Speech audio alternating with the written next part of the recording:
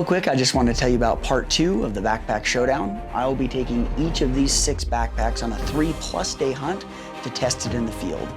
Also, in the show notes, there's a link that'll take you to a web page so that you can view all of the data that was compiled from part 1 of the Backpack Showdown. Now, let's get into the tests.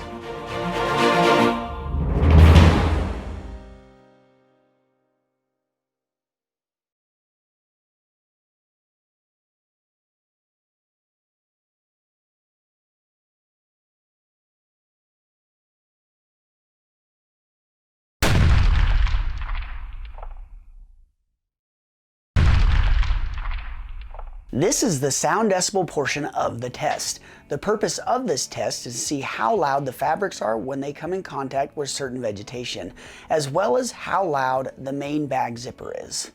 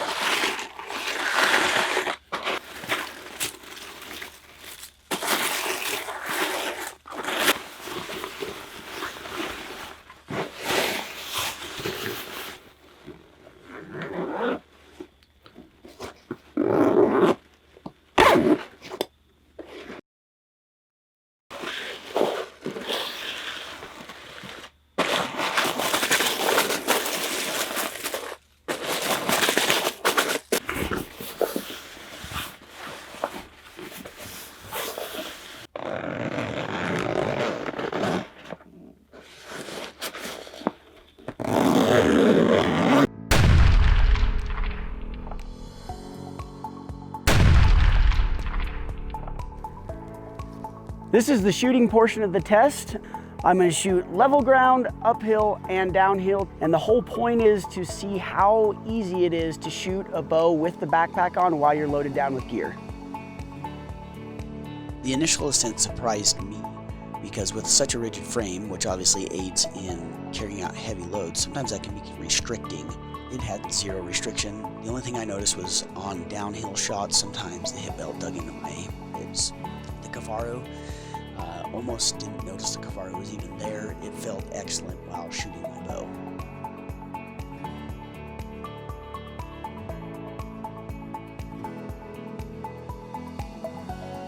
The Stone Glacier felt pretty great when shooting. I noticed a small amount of restriction in my draw arm, but it wasn't enough to hinder my shooting. So other than that, the pack felt great. The Exo MTN Gear almost conformed to my body, which obviously makes for a much more enjoyable shooting experience. There was zero restrictions in my shoulders, when I was drawing or anything along those lines, so it felt pretty great. The Sitka bag seemed to just fit really well, and due to it transferring the weight to my hips, it didn't restrict any of my movements when shooting my bow. The Seek Outside was probably one of my favorites. It almost seemed as if it was floating. Just the design of it puts all of the pressure and weight on your hips and removes any type of restriction on your shoulders when shooting, and therefore you don't even really notice it's on. The Mystery Ranch had a little bit of restriction. I don't know if it's the design of the frame or what's going on, but it was one of the bags I could definitely tell was there when trying to draw my bow and hold steady. KUIU did great. In drawing, when holding steady, there was zero restriction, and it felt really great to have that pack on while shooting. The Eberlestock did one of the worst, right next to the Mystery Ranch. I don't know if it's because it won't stay up on my hips or what's going on, but there was definitely a lot of restriction in both my shoulders, my bow arm, and my draw arm.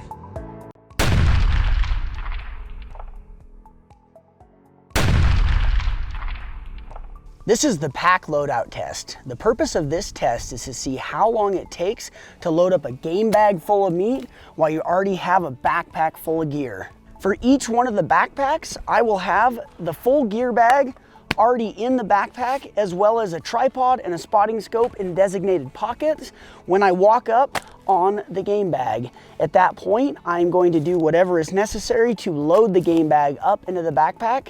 The timer starts when I unclip my chest strap and stops when I clip it back up. The gear bag consists of everything in this photo and weighs in at 26.3 pounds. The game bag consists of everything in these photos and weighs in at 87.2 pounds.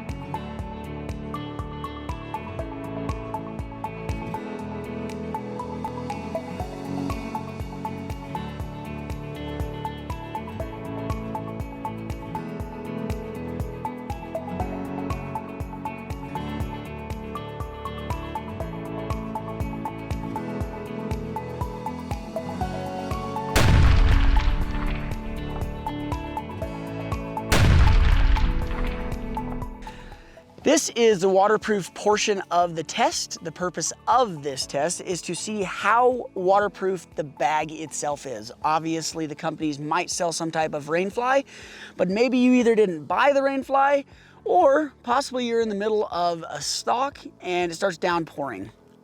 The way we're gonna test this is we are gonna set up a circular sprinkler and we are going to line the backpacks up around the sprinkler itself. We're gonna line the inside of the backpack with toilet paper. So that will be a great way for us to open up the bag and test and see if the toilet paper is wet. Extremely scientific, extremely. You ready? Yeah. Okay, buddy.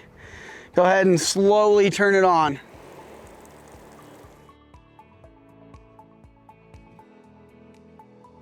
Timer just went off for 20 minutes, so I shut off the sprinkler, and I'm going to stick my hand inside of the bags and see how many of them have wet toilet paper.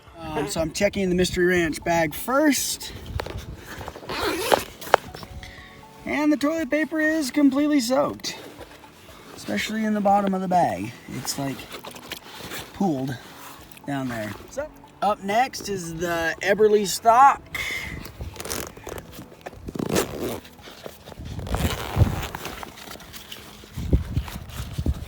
And again, the toilet paper on the inside is soaked. Up next is the KUIU.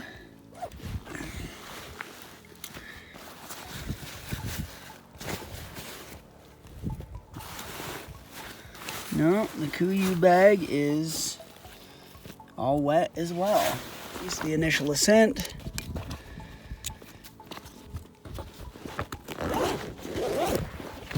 The Initial Ascent was dry from, it was only wet from about the lower third down, and the rest of it was dry. Up next is the Exo MTN Gear. The Exo MTN Gear is pretty wet. And you can even see the water in here on the inside of the. Up next is the Sitka. Whoo! Man, the Sitka bag is only wet on the lower half of the bags, so from about the bottom of these zippers down. All the stuff up here is dry. Up next, we have the Kifaru.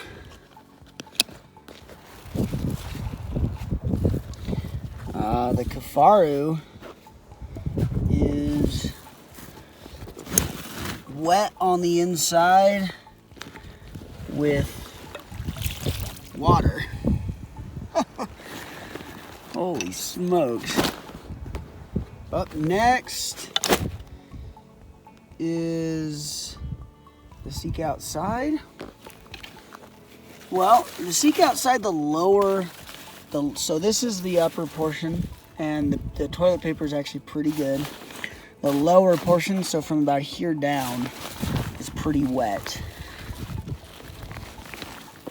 I mean, it's got water pooled inside of it. Last but not least is the Stone Glacier. The Stone Glacier upper is almost completely dry. The middle is damp and the lower is wet. Well, to conclude the water test, Stone Glacier, Sitka, Initial Ascent, and Seek Outside bags did the best. And then it was probably the Kifaru and the Exo. And then the three that did the worst was the KUIU, Eberlestock, and Mystery Ranch.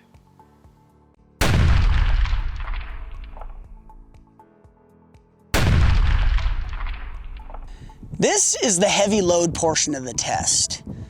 I will be putting roughly 160 pounds into each backpack and seeing how it handles it. If the backpack has a designated load shelf or load panniers, then I will utilize that to put the weight in.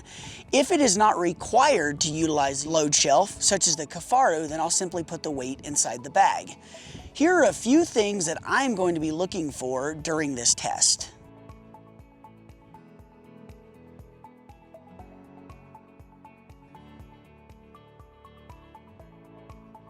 Now, let's load up the weight and test some backpacks. Initial Ascent also has these cool hooks on the side of its frame. So if you have an Alpine quarter or a meat bag that is able to hang from those, you can hang the weight from those as well. But it feels a little bit like it's trying to slip off my hips. It's super secure. It's not rocking back and forth or anything like that. The straps have stayed where I put them to. You know, there's no slippage. Overall, it's not too bad. I think it's just my body build. The point of my hip in the center of their belt where it's supposed to be, and the top of the belt hit me in the ribs.